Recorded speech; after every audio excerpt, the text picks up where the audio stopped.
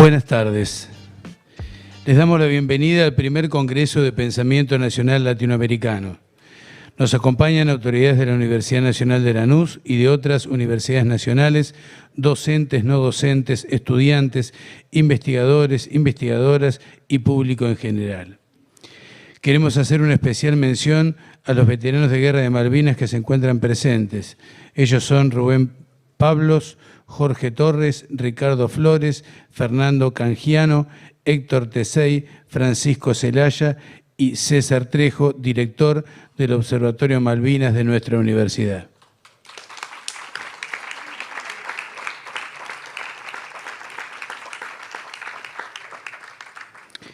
Gracias al trabajo y la organización de decenas de espacios políticos, académicos y culturales nucleados en el Foro de Pensamiento Nacional Latinoamericano, Foro PNL, nos reunimos aquí bajo el propósito de aportar a la sistematización del pensamiento desde nuestras propias lentes, hallar sus puntos de contacto, fortalecer las coincidencias sobre sus distintas vertientes, marcar agendas de debate sobre las diferencias y, sobre todo, enriquecerse recíprocamente en un proceso que, lejos de agotarse en el plano intelectual, pretende alentar prácticas sociales y políticas orientadas a la emancipación definitiva de nuestros pueblos. A 40 años del retorno democrático en la Argentina, se vuelve imprescindible reflexionar desde y para nuestra América en pos de realizar aportes que contribuyan a enfrentar mancomunadamente los problemas de esta hora y sondear los posibles caminos para la liberación nacional y social. Es decir, analizar y criticar, pero también proponer y construir. Esa tarea doble no puede hacerse desde enfoques desarrollados en otros contextos para otras realidades y posibilidades. Por eso convocamos a académicos y académicas, organizaciones sociales, políticas y gremiales, docentes, estudiantes, funcionarios y funcionarias, artistas y público en general a confluir en la construcción de un matiz de pensamiento propia, nacional, latinoamericana y liberadora. Para quienes organizan este evento, por otra parte, es un orgullo contar con el respaldo de un comité honorario integrado por destacadas figuras del ámbito político e intelectual, cuyas trayectorias reflexivas y de lucha a favor de los pueblos de la región son una garantía del sendero en que estas jornadas pretenden inscribirse. Las y los miembros de dicho comité son Ana Jaramillo, Enrique Dussey, Francisco Pestana, Norberto Galazo, Luis Allen, Dora Barrancos, Araceli Belota, Hugo Biagini, Atilio Borón, Fabián Brown, Fernando Buenabad, Estela Caloni, Alfredo Caballeda, Mario Casalla, Jorge Cholvis, Hugo Chumbita, Enrique del Percio, Rubén Dri, Roberto Ferrero, Alberto Filippi, Virginia Franganilo, Mempo Giandinelli, Ernesto López, Héctor Musopapa, Mario Porto, Alfredo Osorio, Humberto Podetti, Carlos Raimundi, René Ramírez, Isabel Rauber, Aris Recalde, Adriana Rodríguez, José A. Svatela, José A. Tassat, César Trejo, Carlos Vilas, Mario Vilca, Eugenio, Raúl Zaffaroni.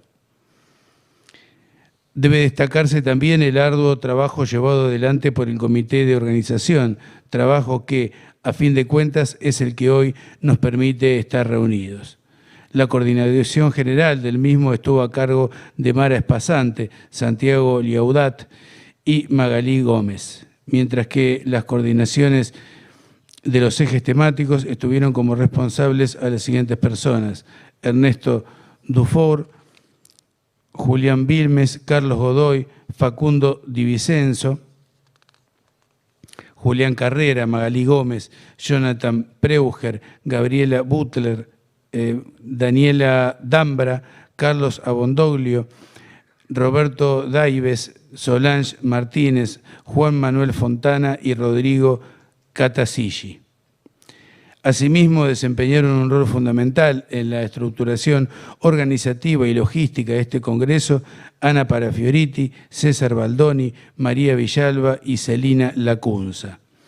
También en el día de hoy, como en las jornadas restantes, pasarán por esta casa hombres y mujeres que representan en su versión más genuina aquello que denominamos pensamiento nacional latinoamericano. Hombres y mujeres que, asumiendo los costos necesarios, entregaron y aún entregan buena parte de sus días y sus noches a desatar los apretados nudos del colonialismo que estrangula desde hace siglos a los pueblos de América Latina. Entre muchas y muchos otros referentes, y ya sea que se trate de conferencias, paneles o mesas de ponencias, tendremos la oportunidad de recibir y escuchar a Norberto Galazo, Emir Sader, Ana Esther Ceseña, Mario Casala, Fabián Brown, Atilio Borón, Araceli Velota, Gladys Zul, Sara Beatriz Guardia, Fernando Guanacuni Mamani y Juliana Marino. Juntos a ellos y ellas dirán presente las variadas expresiones del campo popular, los actores que protagonizan en el día a día las luchas por la liberación, trabajadores y trabajadoras de diversas ramas, diferentes dirigentes sindicales, sociales y políticos, estudiantes, docentes y no docentes. Ahora sí, sin más preámbulos, damos la palabra al señor vicerrector de la Universidad Nacional de Lanús, músico, compositor y director de orquesta de cámara de la UNLA, maestro Daniel Bossani.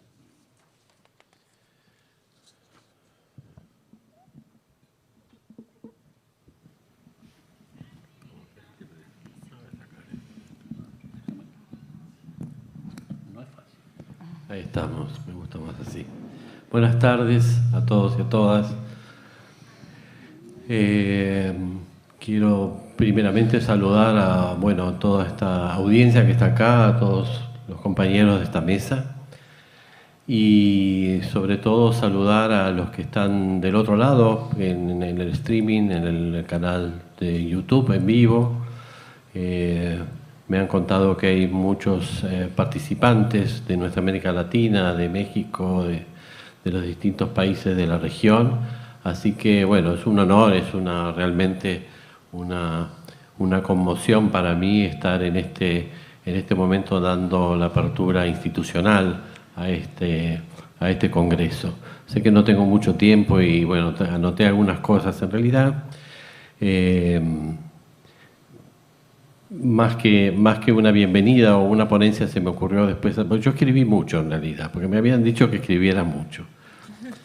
Y después yo hablé con Mara y me dijo, en tanto tiempo no tenemos, pero yo la verdad es que escribí un montón y no voy a hablar nada de lo que escribí, porque me parece que hay otras personas que para mí, que admiro muchísimo, que son mis compañeros y que realmente admiro mucho, a muchos pensadores y realmente hacedores de esta realidad que nos ocupa. Y así como le contaba a Mara, porque una vez Julio Cardoso me había pedido, mira Daniel, escribí la historia de toda la música, desde los amerindios hasta el día de ayer, en 6 hojas.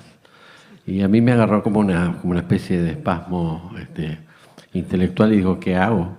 Entonces empecé a buscar, empecé ya desde la última glaciación del puente de Beringia y dije, acá empezaron los amerindios a bajar a la América, a Mesoamérica y empezar con todas estas cuestiones y realmente había que recortar y ahí es donde se me ocurrió hacer y buscar un lugar común y una palabra importante para todo esto que significaba el arte y la música que me habían pedido que escribiera y lo sinteticé en el barroco, ¿no? como una palabra que englobaba de alguna manera todos los estilos y todo el recorrido de tantos siglos de nuestra América, antes de 1492 y después, por supuesto.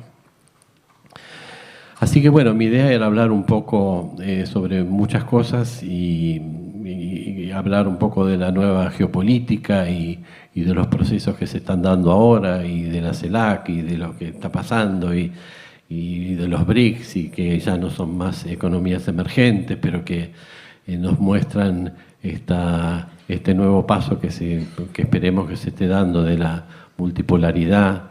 Y entonces también digo, bueno, pero entonces tendría que hablar de la guerra de Estados Unidos y Rusia y la OTAN en un país rehén, como dice Atilio, que no sé si anda por ahí o no, pero bueno, me da un poco de pudor si estuviera. Pero bueno, finalmente creo que lo más importante es lo que yo propuse, y ahí les pedí a los técnicos, que agradezco, y a toda la organización, de poner una imagen. En realidad es un cuadro, pero es una imagen de un cuadro muy caro, muy importante, de Ernesto de la Cárcova. Todos seguramente lo conocen, un cuadro de finales del siglo XIX que nos muestra la impotencia de un hombre. Es un cuadro maravilloso plásticamente, pero no en su significado, obviamente. Vemos ahí en la ventana, no sé si se ve mucho, una represión, vemos la falta de trabajo, un hombre con los puños cerrados, impotente, con unas herramientas que no puede usar, su mujer amamantando a su hijo, a su hija, y es algo que nos conmueve porque nos visita todo el tiempo en nuestra región, y no solo en nuestra región, en muchas partes del mundo, con esta derecha globalizada, que finalmente la globalización vino por el lado de la derecha, nos engañaron a todos. Y entonces pienso que esto es la antítesis de lo que llamamos la dignidad. Entonces yo quiero esta tarde proponer, yo sé que tengo muy poquito tiempo, pero quiero leer una carta, entonces decidí no hablar, y entonces quiero poner de relieve un texto, y quiero poner en la centralidad de esta tarde el pensamiento vivo de nuestra rectora, de nuestra amiga, de nuestra compañera Ana Jaramillo, que es lo que hoy se está pensando, es lo que está proponiendo la universidad como pensamiento, y es justamente la dignidad. Y lo que ella siempre nos dice y nos marca esta inversión del silogismo de Descartes, cuando ella siempre nos propone decir, bueno, pienso, luego existo, y en realidad nos quiere marcar que vamos a empezar a pensar desde donde existimos, y ahí, a partir de donde estamos, entonces empezamos a pensar de otra manera, a mirar nuestro mundo desde el lugar de donde estamos. Y entonces, como estamos en junio también, junio es un mes que tiene muchas cosas, ¿no? Tenemos, recién mencionábamos la presencia de los excombatientes de Malvinas, acá lo veo a César. Y bueno, junio es un mes duro, difícil. Junio también fue ayer, creo, el Día del Periodista. Nuestra rectora es periodista y tenía otras cosas para traer de ella, pero entonces elegí poner a Ana Jaramillo en la centralidad de esta exposición y leer algo que ella la tiene muy, muy marcada en estos días, que es el tema de la dignidad. O sea, pongo esta imagen para justamente hablar de la dignidad. Ella tiene un texto muy, muy breve, y luego lo que quiero leer es la carta de Juan José Valle. Porque justamente mañana, 9 de junio, es la conmemoración de la Revolución Nacional. Y Ana Jaramillo escribe en nombre del Movimiento de Recuperación Nacional, el general de división Juan José Valle y el general de división Raúl Tanco lanzaron una proclama de la Revolución del 9 de junio de 1956. Esto me da más o menos 67 años, había sacado la cuenta mañana de este acto tan heroico y tan duro, ¿no? Durísimo.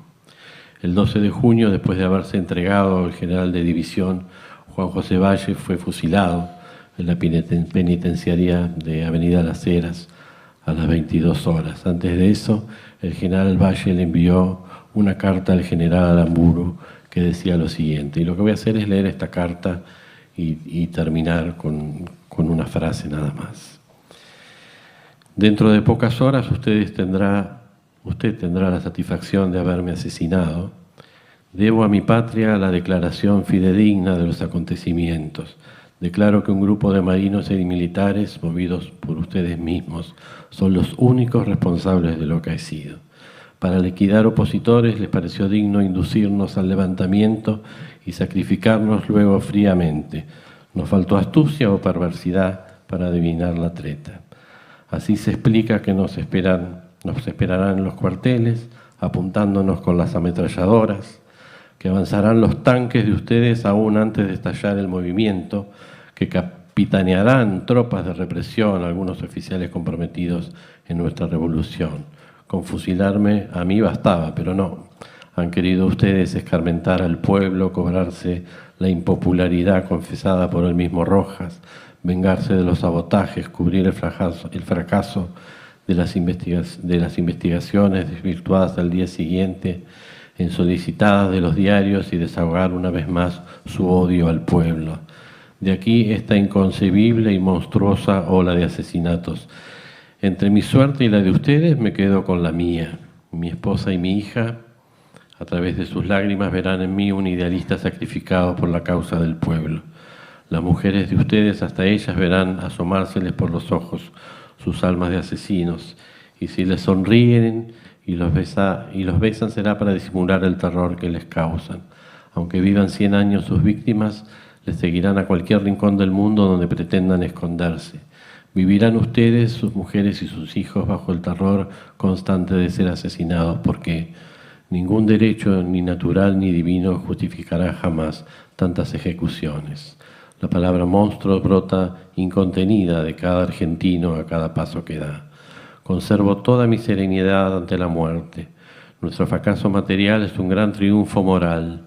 Nuestro levantamiento es una expresión más de la indignación incontenible de la inmensa mayoría del pueblo argentino esclavizado. Dirán de nuestro movimiento que era totalitario o comunista y que programábamos matanzas en masa. Mienten. Nuestra proclama radial comenzó por exigir respeto a las instituciones y templos y personas. En las guarniciones tomadas no sacrificamos un solo hombre de ustedes. Si hubiéramos procedido con todo rigor contra quien atentara contra la vida de Rojas, de Bengoa, de quien fuera, porque no tenemos alma de verdugo, solo buscamos la justicia y la libertad del 95% de los argentinos, amordazados, sin prensa, sin partido político, sin garantías constitucionales, sin derecho obrero, sin nada. No defendemos la causa de ningún hombre ni de ningún partido. Es asombroso que ustedes, los más beneficiados por el régimen depuesto y sus más fervorosos aduladores, hagan gala ahora de una crueldad como no hay memoria. Nosotros defendemos al pueblo, al que ustedes le están imponiendo el libertinaje de una minoría oligárquica, en pugna con la verdadera libertad de la mayoría y un liberalismo rancio y laico en contra de las tradiciones de nuestro país. Todo el mundo sabe que la crueldad en los castigos la dicta el odio, solo el odio de clases o el miedo. Como tienen ustedes los días contados para librarse del propio terror, siembran terror, pero inútilmente. Por este método solo han logrado hacerse aborrecer aquí en el extranjero, pero no taparán con mentiras la dramática realidad argentina, por más que tengan toda la prensa del país alineada al servicio de ustedes. Como cristiano me presento ante Dios, que murió justiciado perdonando a mis asesinos, y como argentino derramo mi sangre por la causa del pueblo humilde, por la justicia y la libertad de todos, no solo de minorías privilegiadas. Espero que el pueblo conozca un día esta carta y la proclama revolucionaria en las que quedan nuestros ideales en forma intergiversable. Así nadie podrá ser embaucado por el cúmulo de mentiras contradictorias y ridículas con que el gobierno trata de cohonestar esta ola de matanzas y lavarse las manos sucias en sangre. Ruego a Dios que mi sangre sirva para unir a los argentinos. ¡Viva la patria!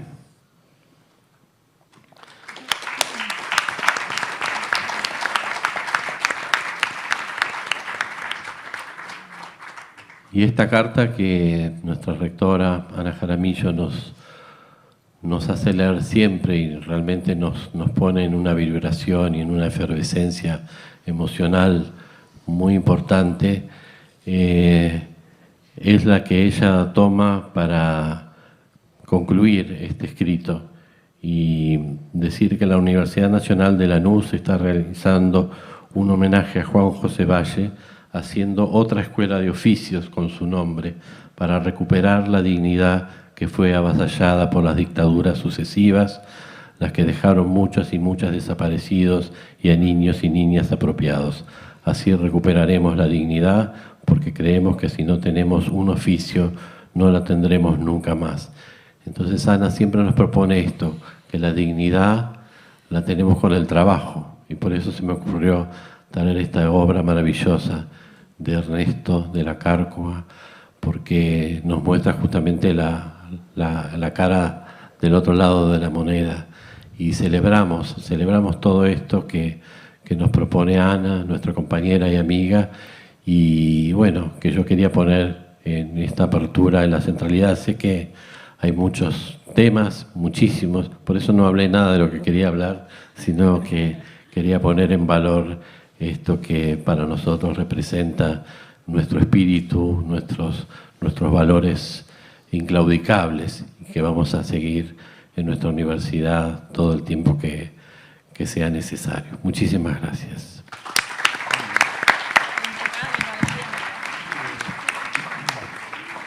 Con las palabras del vicerrector se da inicio al primer Congreso de Pensamiento Nacional Latinoamericano. A continuación escucharemos a Francisco Pestana, docente, ensayista y director del Departamento de Planificación y Políticas Públicas de esta universidad. ¿Qué tal? Buenas tardes. Muy contentas, muy contentos todos después del esfuerzo.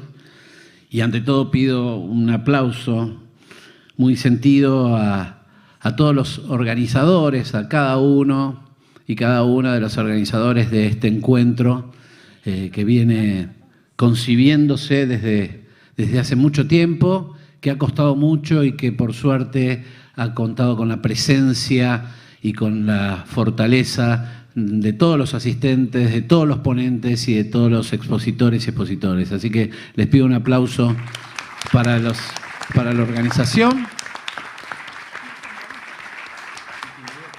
Segundo, les cuento que cuando me contaba Ana Jaramillo que cuando decidieron crear y fundar esta universidad, dentro de lo que se llamaba valores fundacionales o valores instituyentes, estaba el rescate del pensamiento nacional latinoamericano.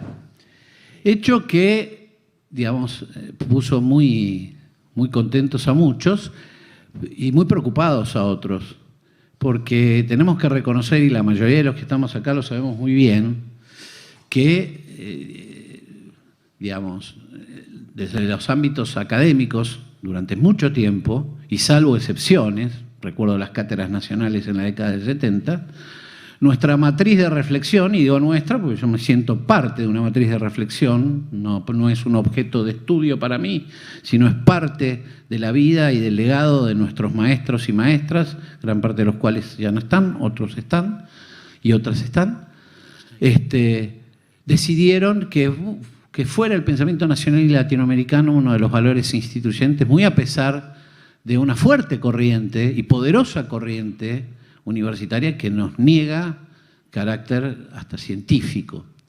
Generalmente fuimos considerados como folcloristas, cosa que nos pone muy contentos, porque es un honor, digamos, el ser parte de la cultura popular a través del folclore. Y lo logró, y Ana lo logró, primero instituyendo los nombres en cada uno de los edificios que ustedes pudieron recorrer, Ahí están los hombres y mujeres del pensamiento y la cultura nacional y latinoamericana. Pero no solo eso, instituyendo luego un seminario que es condición de egreso para todos los estudiantes de la universidad. 3.500 estudiantes por cuatrimestre en esta universidad recorren la trayectoria de nuestros pensadores y nuestras pensadoras, constituyéndose el nuestro en el único seminario de estas características en toda Latinoamérica. Ese sueño de Ana, que canta muy bien el tango, que es el himno de nuestra universidad, ese sueño se ha cumplido. Y se ha cumplido también con la institución del Centro Ugarte, que es un centro de investigación extraordinario, que ha hecho un atlas, entre otras cuestiones, con el Observatorio Malvinas. Acá los héroes de Malvinas son héroes hace 25 años, no como una moda actual, que ahora los llama héroes. Los nominamos desde el principio con la institución de la Plaza Malvinas, con la institución de cada uno de los árboles que están plantados y que los plantamos junto a los veteranos, madres, familiares, y con la presencia de Enrique Oliva y otros tantos pensadores y pensadoras nacionales de aquel día. Es decir, con la creación de un posgrado, de una especialización, rompiendo todos los fantasmas que decían que la CONEAU jamás lo iba a permitir, que la CONEAU jamás iba a aprobar una especialización de esta corriente, de esta matriz. En ese sentido, hay que hacer un reconocimiento a la valentía, al coraje, a la inteligencia, a la capacidad y a la visión estratégica de Ana, que cobijó y nos dio la fuerza y la potencia como para poder llevar adelante este espacio que nosotros tenemos aquí y que lo hemos logrado gracias a la actitud de nuestros maestros. Y recuerdo acá, desde José Hernández, a Arturo Jaureche, a Raúl Scalabrini Ortiz, a Manuel Ugarte, a Juan Domingo Perón, a Fermín Chávez, a José María Rosa, a Alcira Argumedo, a Hernández Arregui, a Abelardo Ramos, Norberto Galazo, Amelia Podetti, Nimio Danquín y otros tantos. Y el Tucho Metol Ferré. Todos ellos están presentes hoy aquí, mirando su obra, porque nosotros no somos otra cosa que la continuidad de ellos y de ellas.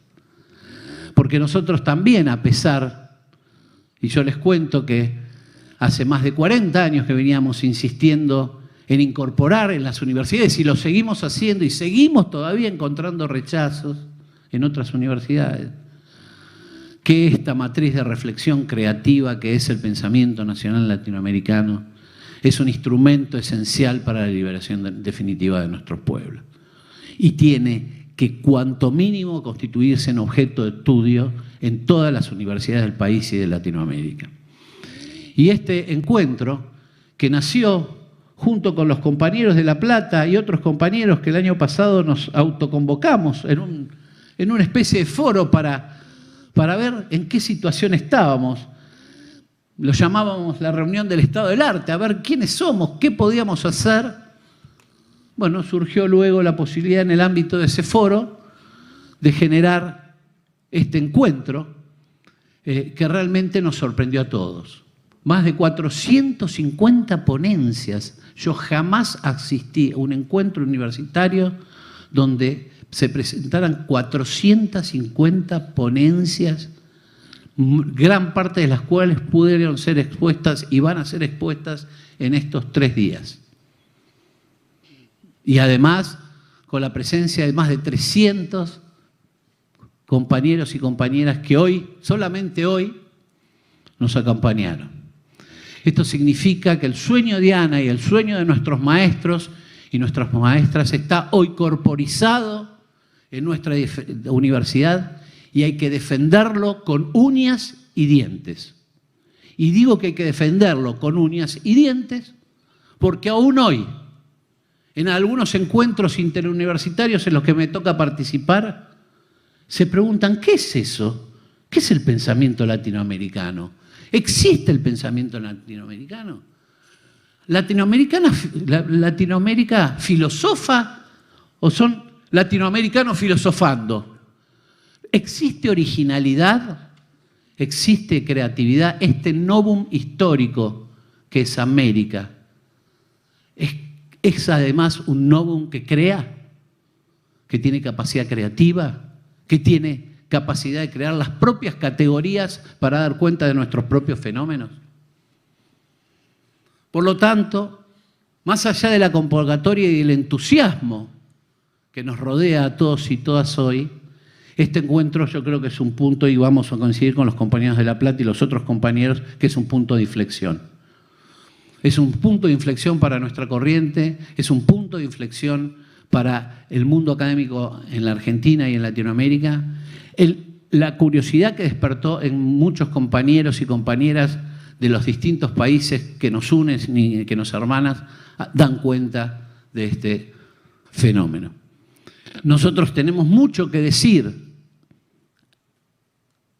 sobre todo en tiempos, como decía el maestro Bossani, de profundos cambios geopolíticos. América Latina es una civilización, como enseña mi querido Mario. Somos una civilización, pero para ser una civilización, en definitiva, tenemos que aceptar que somos una civilización. Tenemos que sentir que somos una civilización. Y sentimos que somos una civilización que puede darnos a nosotros, pero también ofrecer al mundo un paradigma civilizacional mucho más justo, mucho más integrado, como hablamos hoy, a la naturaleza.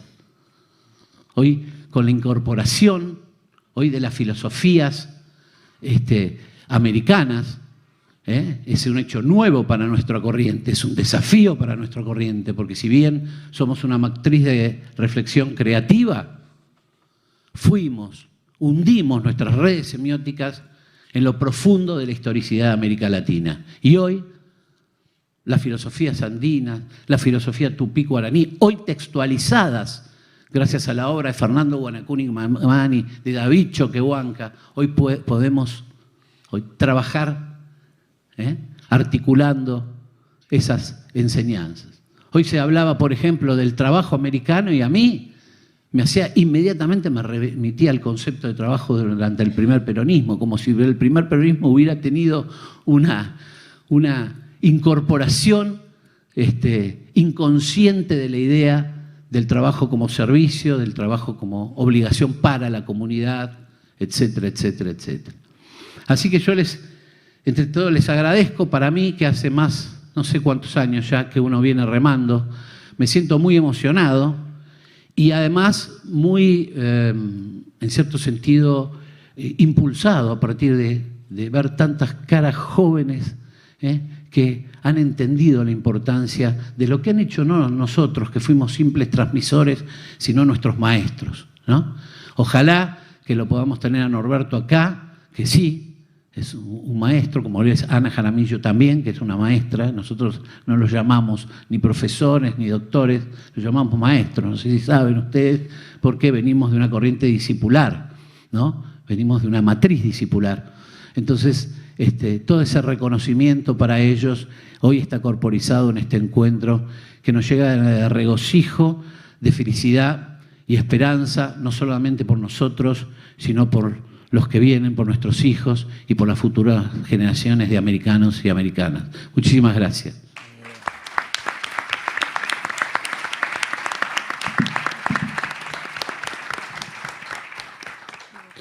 Seguidamente nos dirigirá unas palabras Santiago Liaudat, filósofo y docente de la Universidad Nacional de La Plata, especialista en temas de ciencia y tecnología. Bueno, buenas noches, compañeros, compañeras. Ante todo, agradecer a la Universidad de Lanús por cobijar este encuentro. Realmente es un honor que inicie esta experiencia acá, justamente, por todo lo que han dicho anteriormente. Así que, desde ese agradecimiento, quiero compartirles algunas reflexiones para situar primero este congreso, este foro que están haciendo junto al Congreso, en un contexto, si ustedes quieren, histórico estructural, para luego plantearnos algunos desafíos por venir. ¿Bien? Todo eso en 15 minutos, así que le voy a meter pata. En primer lugar, entonces, diagnostiquemos la situación histórico-estructuralmente. Básicamente podemos decir lo siguiente. Hasta hace 200 años éramos presos del yugo imperial en el sentido militar, político-militar. Bien, como todos saben, la gesta patriótica de la independencia nos liberó, bien, de la dominación militar extranjera en nuestras tierras. Desde entonces entramos en una larga etapa neocolonial, en la cual todavía nos encontramos, en la cual el poder duro va a ser reemplazado por el poder blando. ¿Qué es esto? Esencialmente dominación intelectual, que luego se acompaña de dominación financiera, tecnológica, cultural, diplomática, un conjunto, un paquete de relaciones de dominación, pero que tienen en su base la dominación intelectual. Sin esa dominación intelectual las otras no funcionan. Por supuesto, y no soy ingenuo, siempre está el poder duro como última instancia, por supuesto. Poder blando, hasta que el poder blando no alcanza y viene el garrote, ¿no? Golpes de Estado, invasiones, sabotajes, boicot, ya sabemos esa historia. Pero el escenario primordial en el que se desenvuelve el neocolonialismo no es el militar estrictamente hablando, es el plano intangible de las ideas y los valores. En ese plano se desenvuelve la dominación cultural e intelectual. Y contra ella nos rebelamos con este Congreso. Por supuesto, somos hijos de una historia que no empieza ni ayer, ni hace 10, ni hace 20, ni hace 50 años. Empieza por lo menos hace 200, por lo menos. Sin embargo, en esa historia de larga duración, este evento constituye un hito. Constituye un hito. Recuerdo hace unos días me llamó una radio y me decía, qué buena oportunidad este Congreso ahora. Y le digo, mirá, la verdad, hacía falta hace 200 años este Congreso. Y en cualquier año de los últimos 200 hubiera sido una gran oportunidad. Porque la dominación intelectual ha sido la constante, la colonización pedagógica de la cual nos alertaba Jauretche. Entonces, en verdad, hemos tenido enfrente una constante, hemos tenido Quijotes que han luchado contra esa constante de la dominación intelectual. Bien. Es hora de darle un nuevo vuelco a esa lucha. ¿Bien? Y dejar de ser de alguna manera Quijotes y empezar a articularnos con un programa sistemático para la batalla de ideas. De eso se trata este Congreso, de eso se trata el Foro del Pensamiento Nacional Latinoamericano. Reunir la diversidad, la heterogeneidad de corrientes del pensamiento nacional latinoamericano. Ahí afuera charlaba con un compañero y decía, escuchaba los comentarios de las mesas y decía, este me gustó más, este me gustó menos. Tiene que ver con esa diversidad. Tiene que ver con esa diversidad. Porque acá estamos todos, muchachos y muchachas. Lo que hay en Argentina, por lo menos en pensamiento nacional, no todo, por supuesto, pero un 90% está acá. Está acá.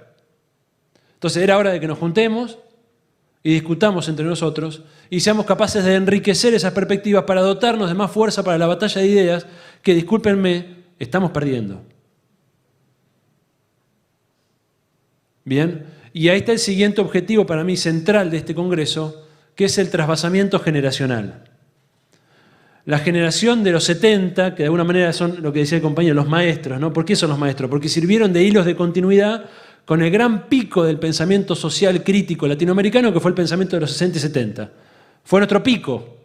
Ahí nació la filosofía de la liberación, la teología de la liberación, el pensamiento latinoamericano en ciencia, tecnología y desarrollo, la teoría de la dependencia, la pedagogía del oprimido. Las grandes matrices del pensamiento latinoamericano están en los 60 y los 70. Después tuvimos compañeros que heroicamente, durante 30, 40 años, sostuvieron una producción, una línea de continuidad. Bien. Ahora bien, esos compañeros o están muy viejitos, o han fallecido algunos, y es hora de que una nueva generación tome la posta. Y es esa generación, como bien reconoció Pancho, es esa generación la que organizó este Congreso. Somos todos compañeros que estamos alrededor de los 30, 40 años. Y eso es muy interesante, es una muy buena señal. Es una muy buena señal. Entonces, sobre ese diagnóstico de base de que estamos en un contexto neocolonial, de que ese neocolonialismo tiene una segunda característica, además de que es el poder blando que legitima un conjunto, la dominación intelectual, legitima un conjunto de relaciones de dominación, la otra novedad del neocolonialismo es que surge una intelectualidad nativa que es funcionaria a los intereses del imperio, ¿no? Es funcional a los intereses del imperio. Una capa de mediadores locales, esto no existía en el colonialismo clásico, militar, no le hacía falta. Ahora tenemos una inteligencia, ¿no? Una capa de intelectuales que reproduce nuestra condición de subdesarrollo y dependencia y que legitima esa misma condición neocolonial. Y contra ella batallamos.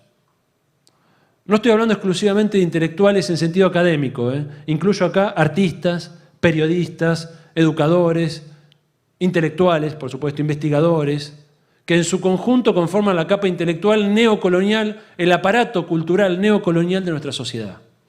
Contra ella batallamos, hay que ponerle nombre y apellido, porque es una batalla de ideas. No estamos en discusiones abstractas. Tenemos un contrincante, un antagonista, que expresa otro proyecto de país, otro proyecto de sociedad, completamente distinto al nuestro. Algunas características básicas de este discurso neocolonial esgrimido por este aparato cultural. Y de ahí se van a desprender algunos desafíos. 2 o 3 características básicas. Una, el aparato cultural neocolonial construye la idea de que no hay alternativa. Ese lema, ustedes recuerdan el lema neoliberal, en inglés, there is no alternative, ¿no? TINA, la sigla. Esa idea de no hay alternativa es apropiada, es adoptada por la intelectualidad local para hacernos creer que nuestros mejores intereses son los intereses del imperio.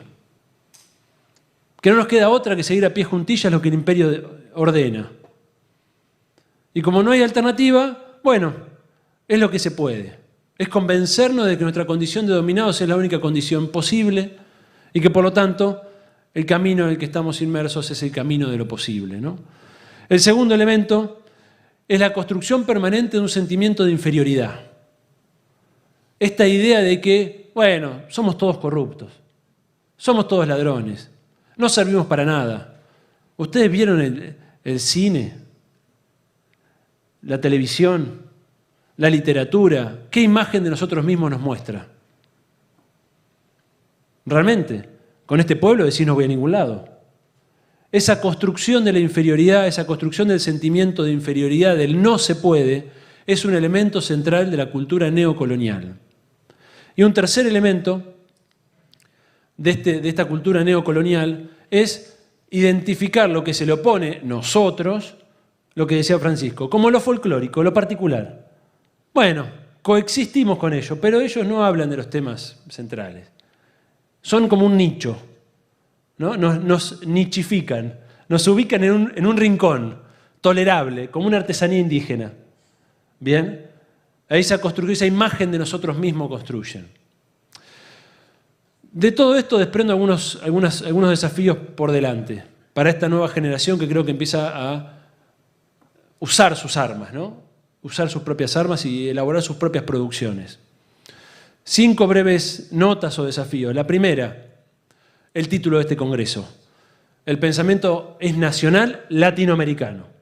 Y es una batalla que, por supuesto, heredamos de los compañeros de las generaciones anteriores, no es nueva, pero en la cual todavía estamos perdiendo. No tenemos un consenso al respecto. Por supuesto, en esta aula sí, estamos todos de acuerdo, pero allá afuera en la sociedad no existe todavía el consenso de que la nación es la nación latinoamericana, de que no hay viabilidad posible para nuestros países fuera de la unión regional. No la hay ni materialmente ni en ningún plano, ¿no? Entonces, ese consenso tenemos que ir a construirlo allá afuera, acá ya lo tenemos. Bien, primer plano entonces creo yo del desafío es este, ¿no? Seguir alimentando la dimensión de la unidad regional como parte de la identidad nacional. Segundo elemento, romper con esta imagen del particularismo en la cual muchas veces hemos caído. Quizás esta cuestión de redundar en la cuestión de la identidad, que es importante, pero tenemos que ir más allá de la identidad, creo yo, y empezar a discutir los problemas universales. El pensamiento nacional, lo decía Jauretche, ¿no? Es lo universal visto por nosotros. Entonces tenemos que ir hacia la discusión global, universal, a la discusión general, no quedarnos nosotros mismos asumiendo el papel de periféricos o de marginales. Desde esa periferia en la que estamos vamos a discutir el corazón, ¿bien? El centro. Ya lo decía también Martí, ¿no? Esa frase tan bonita. Injértese a nuestras repúblicas el mundo, pero el mundo ha de ser de nuestra, ¿no? Pero el tronco ha de ser de nuestras repúblicas. Bien. Tercer elemento. Creo que hay que salir de cierto lugar de comodidad, que fue necesario quizá en algún momento, cierta liturgia, cierta cierta repetición de algunos tópicos del pensamiento nacional, creo que fue necesario en una etapa de resistencia, pero que si queremos pasar a la ofensiva en esta discusión, tenemos que ir más allá de los clásicos. ¿Por qué? Porque los clásicos fueron clásicos porque pensaron los problemas de su tiempo. Y nosotros tenemos el desafío de pensar los problemas de nuestro tiempo. Y eso va a implicar necesariamente abrirnos a la discusión con la teoría contemporánea. ¿Qué está pasando en la tecnología? ¿Qué está pasando en la geopolítica? ¿Cómo se entiende la economía? Por supuesto, nadie está diciendo acá renunciar a los clásicos. Los clásicos son las raíces de las cuales nos nutrimos y que nos evitan que las modas intelectuales nos arrastren. Que es el gran peligro, ¿no? Es el gran peligro. Desde esas raíces, desde la seguridad de nosotros mismos y de lo que somos y de lo que significamos y de lo que podemos ser, tenemos que nutrirnos de la teoría contemporánea, de lo que nos sirva, discutir lo que no nos sirva, bien, en la clave de lo que dije anteriormente, para ir a interpretar los acontecimientos del presente. Cuarto elemento. Para discutir aquel sentimiento de inferioridad, tenemos que proponernos la tarea de construir una imagen positiva de nosotros mismos. Ningún pueblo que se sienta derrotado es capaz de vencer. La construcción de una imagen positiva es fundamental. Es fundamental. Estoy cansado de ver películas que nos muestran lo miserable que somos, que nos matamos todos contra todos. Y luego veo el cine norteamericano y son todos héroes, que están salvando a la humanidad. Entonces, evidentemente hay algún problema, que alguna inversión ideológica está habiendo. Ellos, que son los malos de la película, resultan ser los buenos, nosotros que somos los perjudicados, resultamos ser los malos. Hay una inversión que hacer ahí. Entonces tenemos que trabajar, y esto lo podemos aprender de las potencias centrales tienen una producción cultural muy fuerte destinada a construir una imagen de sí mismos. Esto lo pueden ver en la cultura norteamericana, pero también en la rusa, en la china, en los alemanes. Hay una política muy clara cultural en ese sentido. Entonces tenemos que fortalecer esa imagen positiva, ¿bien? Ampliar el amor propio como sociedad, como pueblo. Y esa es tarea que la va a hacer el pensamiento nacional. En este sentido amplio que incluye arte, que incluye periodismo, que incluye educación. ¿Bien? Ojo cuando un compañero empieza a reproducir este mantra de que somos un desastre. Ojo. Porque a veces nosotros mismos caemos en eso, ¿no? Ojo. ¿Bien? Tenemos historias de heroísmo cotidianas en nuestro país y en toda Latinoamérica. Heroísmo en todas las clases sociales, desde el pobre que sostiene en condiciones de exclusión un comedor o que resiste la ampliación del narcotráfico, hasta un intelectual que batalla en su universidad por instalar una perspectiva de pensamiento. Somos héroes, compañeros. Hay que adoptar esa mirada. Y el quinto elemento, creo que el pensamiento nacional latinoamericano tiene que recuperar una dimensión profética. ¿Qué significa esto? Muchas veces somos muy buenos en analizar la dependencia, las causas del atraso, los mecanismos del poder, pero carecemos de propuesta. No somos capaces de formular una imagen de futuro deseable hacia la cual caminar y de convidar esa imagen de futuro. Entonces, cuando no lo hacemos, corremos el riesgo de transformar el pesimismo de la inteligencia en pesimismo de la voluntad. Por lo tanto, consagrar el statu quo. Hay que tener siempre muy atento a este lema de Gramsci, ¿no? Pesimismo de la inteligencia para el análisis de la realidad, para no errarle, porque errarle en el diagnóstico es errar en la acción. Pesimismo de la inteligencia. Pero la doble tarea, igual de importante, es la construcción del optimismo de la voluntad. ¿Cuáles son los medios para salir de esa situación? ¿Qué imagen de futuro yo construyo? Ya lo decía Varsavsky, el último Varsavsky, ¿no? Filosofía constructiva. ¿Qué imagen de futuro construyo y qué medios me doy para alcanzarlo? Medios organizativos, no solo teóricos, políticos, organizativos. Y cómo colaboramos también desde el pensamiento nacional en los procesos organizativos necesarios para salir de esa condición de atraso, dependencia y su desarrollo. Bien, construir la dimensión profética, recuperarla, porque el pensamiento nacional la ha tenido. Y creo que hemos quedado de alguna manera un poco encorsetados en el academicismo que tiñe el pensamiento de esta época. Academicismo que muchas veces ha redundado en excelentes trabajos de investigación y de análisis, de diagnóstico. Pero cuando le preguntás la propuesta al compañero o a la compañera, te dice, no sé, yo solamente estudié cómo funcionaba esto. Pero no sé cómo salir de ahí. Y bueno, hermano, ponete a laburar en eso. Bien, así que esa es una de las tareas que también nos proponemos como foro y como congreso. Muchas gracias.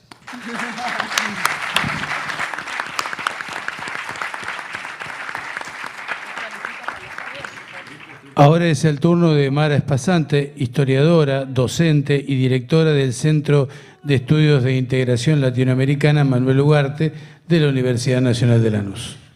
Bueno, buenas tardes a todos y todas. Una alegría estar aquí en esta tarde. Respetaron los tiempos maravillosamente, así que ahora no me va a quedar otra que hacer lo mismo y ser sintética. Cuestión que no me caracteriza para aquellos que ya me conocen. Bueno, la verdad es que voy a retomar algunas de las palabras que dijeron mis compañeros. Creo que este encuentro es un hito, y voy a agregar, es un hito histórico. Creo que para nuestra corriente y en la historia del pensamiento nacional latinoamericano es un hecho inédito el habernos encontrado en estos días y el estar encontrándonos en estos días más de 70 espacios, investigadoras, investigadores, pero también referentes del mundo de la cultura, artistas, sindicalistas. Hoy por la mañana pude recorrer alguna de las mesas y realmente el clima que se vivía allí, tal vez este es un auditorio donde conectarnos con lo que estamos sintiendo y con lo que está ocurriendo no es tan sencillo, pero en esas aulas que hoy circulaba y que hoy visitaba, realmente se podía observar la alegría del encuentro y el diálogo entre las diferentes ponencias, los diferentes trabajos de muchos compañeros y compañeras que tal vez no se conocían. Y creo que esto no es una cuestión menor, porque sabemos, aquellos quienes transitamos en el mundo académico, que a veces ocurre que cada uno anda con su tema, con su desarrollo, llega, se va y no ocurre mucho más que eso. Entonces me parece que está bueno señalarlo, que es importante reconocer este encuentro, porque además formamos parte de una tradición que, como bien decía Francisco, se ha gestado por fuera del mundo académico y que ha tenido una relación de tensión con el mundo académico y con el mundo científico, y que se ha desarrollado de la mano de una pluma filosa, crítica al liberalismo en todas sus formas, que para nosotros y nosotras que hoy estamos en este ámbito académico, en un congreso que está auspiciado por la agencia I+D, ¿no?, presenta también un desafío, no solo en los temas que investigamos, sino también en preguntarnos para quién investigamos, por qué investigamos y el cómo comunicamos lo que investigamos, a quién le escribimos y cuáles son nuestros formatos, no solo de investigación, sino también de comunicación. Y en este sentido, quería compartir 3 reflexiones vinculadas a 3 desafíos. El primero, partiendo de una característica de nuestra corriente, de nuestra matriz, que es tan diversa y tan rica y que tiene raíces profundas desde los orígenes mismos de nuestra América, que es el pensar situado. Un pensamiento que, como ya se ha visto en otros paneles y se profundizó, se construye desde la periferia en lucha por la defensa de la soberanía. Y yo creo que aquí hay un elemento central, que esta característica que nos interpela, que para ser pensamiento nacional tiene que ser un pensamiento emancipatorio, que lucha por la soberanía, nos pone hoy frente a una necesidad imperiosa de comprometernos con nuestra realidad para reflexionar cuáles son aquellos puntos nodales en los cuales necesitamos reafirmar soberanía. Algunos de los temas que voy a mencionar los vamos a ir desarrollando a lo largo de los 3 días, porque obviamente que no podemos marcar aquí una agenda de todos estos aspectos.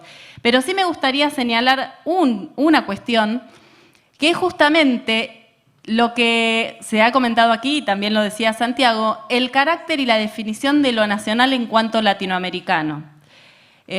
Creo que para nosotros y nosotras es un principio básico, tomando a tantos pensadores como por ejemplo Manuel Ugarte, ¿no?, que ya planteaba que el ejercicio de la soberanía solo se podrá concretar en la reconstrucción de la nación latinoamericana. Por lo tanto, la cuestión de la unidad, lejos de ser una cuestión romántica o una cuestión de idealismo o enunciativa, debe ser una prioridad y debe ser considerada una política transversal a cada una de las áreas de transformación y desarrollo de políticas públicas. Y aquí también me parece que nos presenta un desafío porque en la actualidad nos encontramos en un contexto donde las luchas son diversas, donde existe una gran multiplicidad de luchas simultáneas Y a veces tendemos dentro del mismo campo nacional y popular a la fragmentación. Y creo que aquí, como decía Marechal, que nuestra rectora siempre le gusta citarlo, del laberinto se sale por arriba, si hay algo que unifica, ordena y posibilita un proyecto a futuro y que ordena también la agenda de investigación y de acción, es justamente la dimensión de la nación latinoamericana, porque allí se encuentran presentes los principales elementos y problemáticas aún no resueltas. La cuestión nacional, algo tan básico como, ¿no?, el ser y el decidir por nosotros y por nosotras mismas. Con respecto al segundo desafío, sabemos que nuestra corriente es una corriente de pensadores y pensadoras que también son militantes, porque el pensar y el actuar van absolutamente de la mano. Y en estos momentos, donde las luchas de los pueblos están atravesando incertidumbres profundas, hay una necesidad, creo yo, de poner todo este pensar al servicio de reflexionar sobre la posibilidad de construir una nueva estatalidad. Creo que aquí hay un debate vinculado a ¿qué hacemos luego, en el caso de nuestra patria chica, después de 40 años de democracia? ¿Qué hacemos con el Estado? ¿Qué hacemos con la articulación de la democracia y del sistema político con las organizaciones populares, con las organizaciones sindicales, con los movimientos sociales?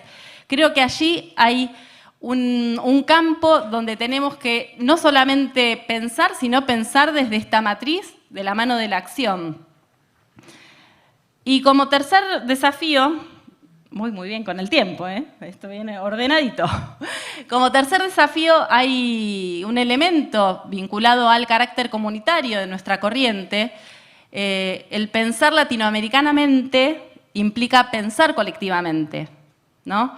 Y creo que ahí también necesitamos profundizar esta característica que nos diferencia y que hace tan compleja la relación con el mundo de la academia. Porque la gran pregunta de quién construye conocimiento y cómo, y quién legitima ese conocimiento.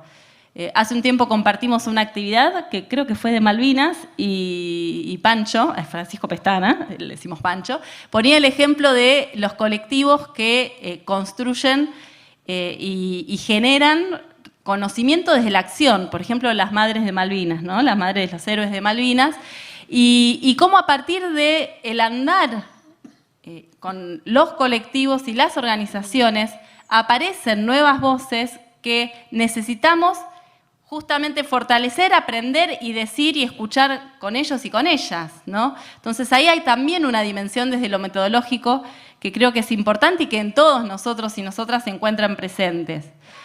También no puedo dejar de mencionar, más en esta universidad con nuestra rectora fundadora, una gran pensadora nacional, la complejidad que tiene la participación de las mujeres, ¿no?, de las pensadoras nacionales, en ámbitos como, por ejemplo, las publicaciones. Nos ha pasado de armar las agendas de los trabajos para presentar y publicar, y claramente hay una diferencia, ¿no?, en la producción, que creo que es interesante ponerlo sobre la mesa, charlarlo, preguntarnos por qué, no solo por una cuestión de quién publica más o menos, porque no se trata de eso, sino también por una cuestión de la perspectiva transversal, porque las miradas y las preguntas son también distintas cuando vamos a los problemas nacionales incorporando estas perspectivas de género transversales. Me parece que también allí hay un punto interesante. Y para ir ya concluyendo, compartir algunas claves y algunas ideas que grandes pensadores y pensadoras nacionales nos dan para poder reflexionar sobre el rol, en este caso, de la universidad y la ciencia, ¿no?, que es un poco el lugar en el cual estamos transitando. ¿Cómo construir una universidad latinoamericana y que piense latinoamericanamente? Andaba recién Mario Porto por allí, que siempre nos invita a reflexionar sobre lo que implica no solo lo latinoamericano, sino el pensar latinoamericanamente. ¿Cómo construir una universidad que construya y que colabore a la conformación de la patria grande?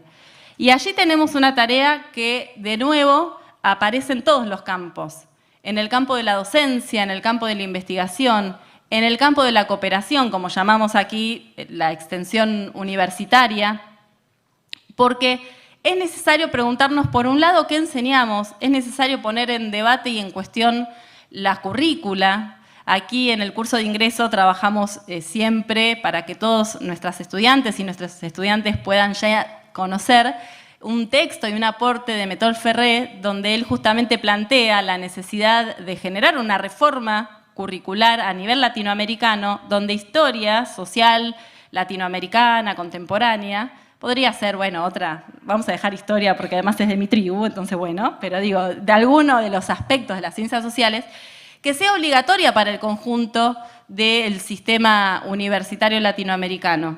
Porque es claro que necesitamos conocernos, y esto viene de la mano de la construcción de la autoestima que mencionaba antes Santiago. Por lo tanto, allí hay un interesante desafío a nivel curricular.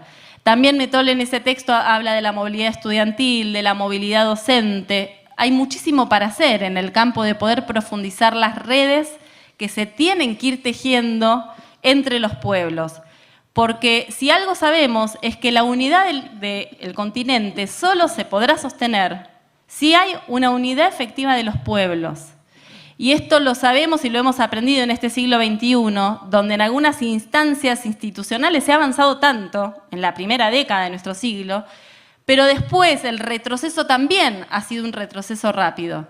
Por lo tanto, en términos educativos y en términos científicos, en el campo donde a nosotros y a nosotras nos toca actuar, necesitamos apostar y cimentar las bases y colaborar para generar estas bases de una integración educativa, una integración cultural, que la universidad será un elemento más, porque como decíamos antes, nuestra corriente excede y abre sus puertas, se gesta, se desarrolla con tantos otros espacios de nuestro pueblo.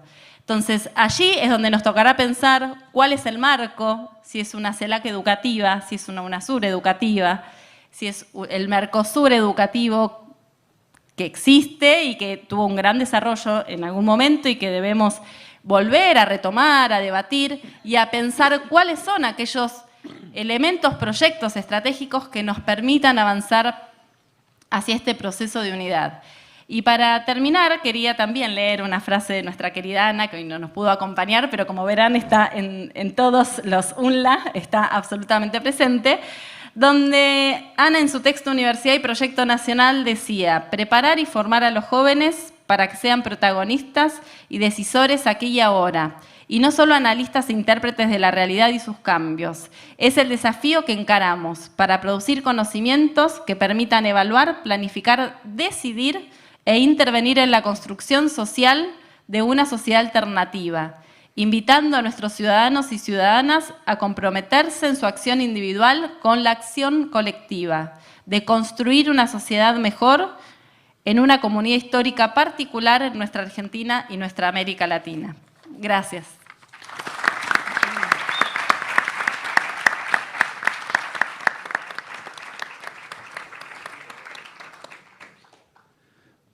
Para finalizar, escucharemos a Magalí Gómez, comunicadora social, maestranda en Relaciones Internacionales y docente e investigadora del Centro Ugarte de la UNLA. Bueno, ahí se escucha.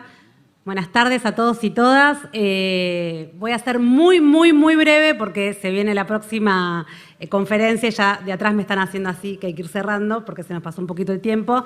Pero bueno, nada, simplemente quería saludarles, agradecer, digamos, todo el trabajo colectivo, digamos, que se fue forjando para poder generar este evento, que los compañeros, la compañera aquí presentes ya han hablado ampliamente, pero bueno, quería hacer un saludo en relación a eso. Mara recién hablaba del pensar colectivo, ¿no?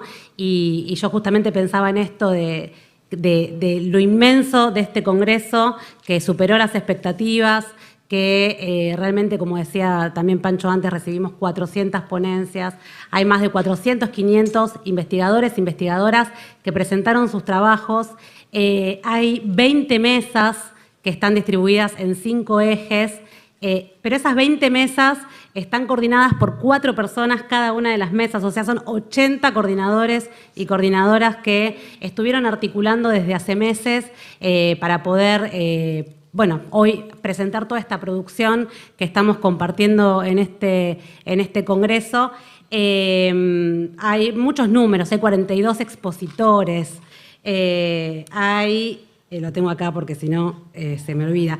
Más de 20 talleres, muchas actividades especiales, 11 paneles y conferencias, 24 libros se presentaron acá, hubo 6 muestras y va a haber 6 muestras artísticas durante estos 3 días, así que me parece que es enorme todo lo que se pudo construir durante, bueno, todos estos meses. Yo creo que ya vamos casi un año que empezamos a trabajar y a pensar en este congreso, donde, como bien decía Mara antes, participan 70 espacios del foro y que es un puntapié también, no vamos a decir inicial porque estamos recuperando trayectorias, tradiciones, pensadores, pensadoras, como bien plantearon los compañeros y las compañeras aquí, pero que me parece que nos encuentra y nos encuentra de otra manera también, ¿no? Y que me parece que desde acá, evidentemente, digamos, los temas que estamos trabajando, lo que propusimos en los ejes, las diferentes mesas, las diferentes discusiones que propusimos, evidentemente, bueno, tuvo mucho arraigo, ¿no? Y por eso hoy tenemos un congreso tan enorme y tan interesante como para que lo podamos discutir. Y bueno, acá se hablaron de muchos desafíos, se hablaron de los problemas, ¿no? Obviamente, entendiendo que América Latina compartimos historia, compartimos una historia, un pasado, pero también un futuro. La fragmentación, la balcanización, ¿no? El constante acecho imperialista. Hoy también se estuvo discutiendo, ahora se va a seguir discutiendo esto. Pero me parece también la fortaleza, la potencia que tenemos en este espacio para poder discutir, ¿no? Y para poder repensarnos también, ¿no? Y poder pensar estos desafíos. Y no me quiero olvidar de decir, porque esto también es muy importante, la representación de diferentes voces de nuestra América que tenemos, de Venezuela, de Colombia, de Uruguay, de Cuba, de México, de Brasil, de Ecuador, de Bolivia, de Guatemala y seguramente de algún otro país que no estoy mencionando. De Colombia no lo mencioné, Colombia me parece que es... Y aparte el espíritu federal también de este congreso, de Córdoba, de Tucumán, de Santa Fe, de Corrientes, bueno, Buenos Aires, representado en Bahía Blanca, Tandil, seguramente hay algún otro espacio más que no estoy diciendo, Catamarca, Jujuy, Neuquén, Mendoza, Salta, Entre Ríos, Santiago del Estero, Tierra del Fuego, Río Negro, Misiones, y bueno, si hay alguna provincia que no mencioné, disculpas, pero bueno, están todas las provincias representadas. Así que me parece que esto es de una potencia enorme que tenemos que aprovechar. Y bueno, voy a cerrar y ya está, y cierro y entrego aquí el micrófono. Pero bueno, que me parece que es interesante también traer algunas palabras de Manuel Ugarte que tienen toda la actualidad y que me parece que hablan también de este espacio y de este momento.